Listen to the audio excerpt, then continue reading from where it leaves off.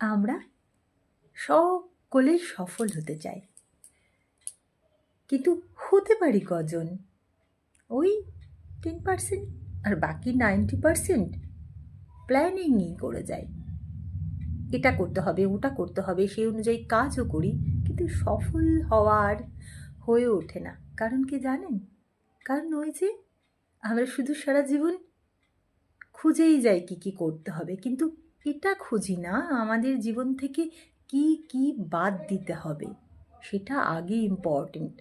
আগে বাতিল জিনিসগুলো বাদ না দিলে আপনি জীবনের লক্ষ্যে পৌঁছবেন কি করে? সব কিছু নিয়ে একসাথে চলা যায় না।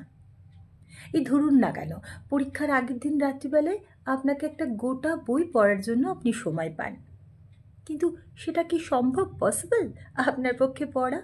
আপনি কি করেন? আগে যেগুলো আসবে না, ইম্পর্টেন্ট নয়, সেই অধ্যায়গুলো আগেই বাদ দিয়ে দেন।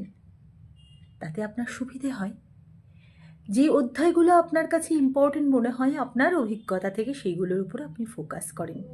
এইভাবেই তো আপনি পরের ক্লাসে পৌঁছে যান সুন্দরভাবে। আমাদের জীবনটাও তো ক্লাস, বইয়ের অধ্যায়ের থেকে কম কিছু নয়। আমাদের আগে ত্যাগ করতে হবে, তারপর করার প্রশ্ন।